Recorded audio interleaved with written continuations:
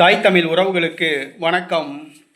ஈரோடு கிழக்கு இடைத்தேர்தலில் தமிழக வெற்றி கழகத்தின் ஆதரவு யாருக்கு தெரியுமா என்ற தலைப்பில் இந்த காணொளியை காண்கிறோம்.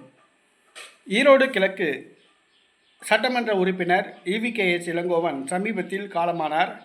அந்த தொகுதிக்கு இடைத்தேர்தல் அறிவிக்கப்பட உள்ளது. கடந்த முறை காங்கிரஸ் போட்டியிட்டது.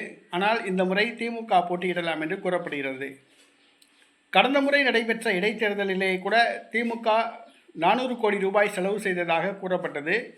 செந்தில் பாலாஜி தான் இதற்கு முழு பொறுப்பேற்றார். வருகிற சட்டசபை தேர்தலில் திமுக வெற்றி பெறும் பொருட்டு ஈரோடு கிழக்கு தொகுதியில் திமுகவே களமிறங்கும் என்று கூறப்படுகிறது. காங்கிரஸ் சீட்டு கொடுக்காமல் திமுகவை நேரடியாக போட்டியிடலாம் என்று கூறப்படுகிறது. இந்த சூழ்நிலையில் அதிமுக, தமிழக வெற்றி கழகம், பாஜக, நாம் தமிழர் கட்சி நிலைப்பாடு என்ன என்று தெரியவில்லை.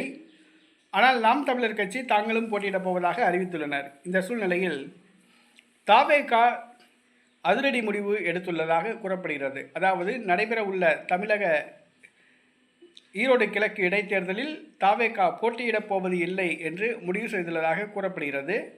சட்டசபை தேர்தலில் தான் தாங்கள் போட்டியிடப் போவதாக ஏற்கனவே அறிவித்துள்ளது. ஆக தமிழக வெற்றி கழகத்தின் ஆதரவு யாருக்கு என்று கேட்டால் அதிமுகவுக்கா, பாரதிய ஜனதா கட்சிக்கா என்ற ஒரு கேள்வி எழுந்தது. ஆனால் தமிழக வெற்றி கழகம் யாருக்கும் ஆதரவு கிடையாது என்ற நிலை எடுத்திருப்பதாக கூறப்படுகிறது. அதாவது அதிமுகவுக்கும் ஆதரவு கிடையாது, பாஜகவுக்கும் ஆதரவு கிடையாது, நாம் தமிழர் கட்சிக்கும் ஆதரவு கிடையாது, திமுக தான் தங்களுடைய பொது எதிரி. ஆகவே இந்த தேர்தலில் தவேக பங்கேற்றால் சுதந்திரமாக தேர்தல் நடைபெறாது. ஆளும் திமுக பணபலத்தை சமாளிக்க முடியாது. ஆளும் திமுக ஜனநாயக குரல் விலையை நெறித்து இந்த தேர்தலை நடத்தும். ஆகவே தவேக போட்டியிடாமல் இருப்பது நல்லது என்று முடிவு செய்யப்பட்டுள்ளது.